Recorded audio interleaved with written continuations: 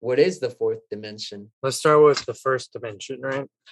First dimension be thought of in the most simple terms as a dot. The second dimension can be thought of as a line segment. I can't remember. I think it was the metaphor was like the line segment goes on for infinity. Also in the second dimension, you get shapes. So like a rectangle, a triangle. These are second dimensional objects. And these are how objects would look in the second dimension. And this is based on a book, I think it's called Flatland or Flat World. In Flatland, in the second dimension like this, you're not going to have up or down.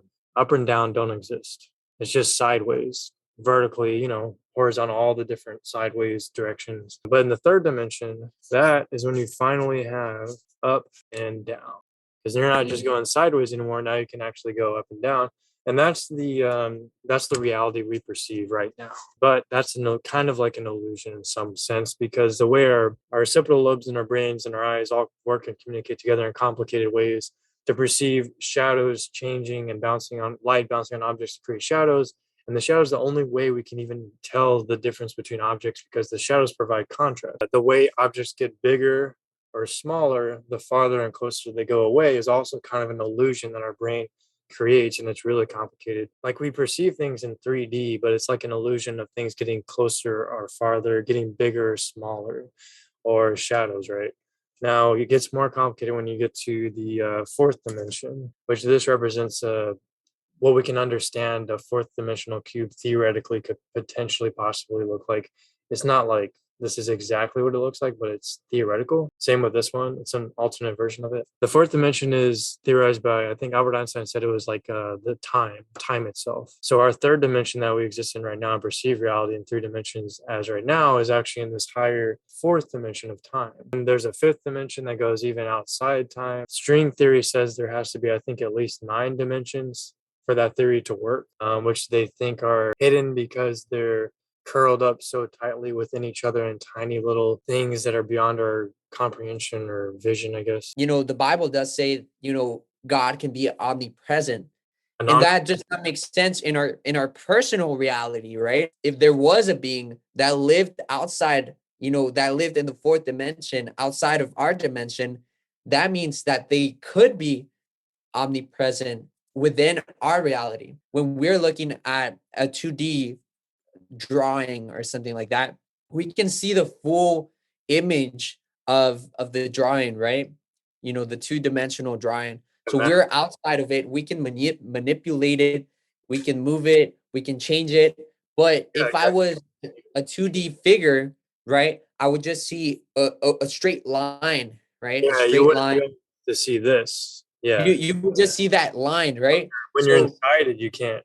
Exactly. Yeah, when you're a two-dimensional figure, you can only see one-dimensional stuff, right? When you're a three-dimensional figure, you can see two-dimensional stuff.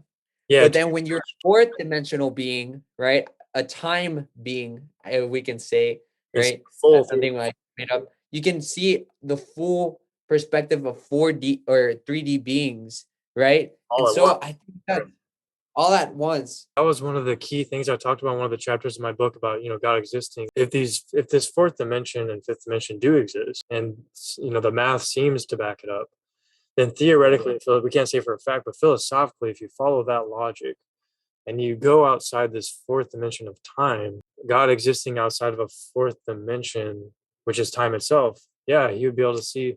It'd be like, it's so hard to describe, but it's like a map. Like you said, it's like you look at a 2D map, you can see everything at once.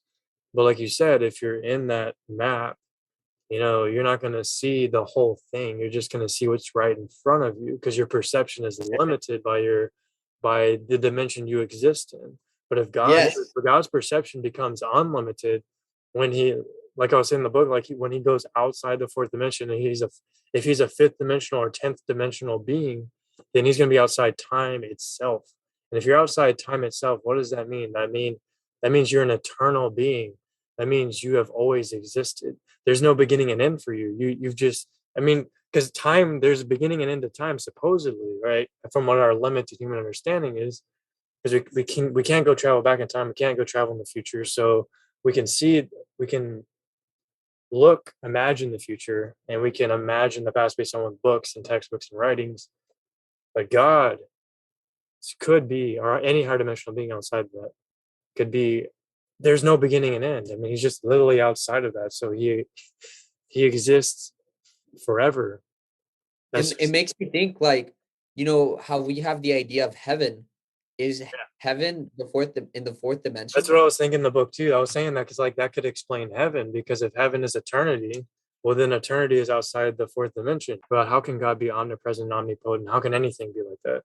But it's like if something is really a fifth dimensional being or higher, then yeah, they would see three-dimensional objects like we look at a 2D map. They would see it all at once at the same time. And they would see all the time laid out just like a map, but the time would be 3D objects and 3D universes laid out. And we can never understand that because we are trapped within the fourth dimension. What does living outside of time look like?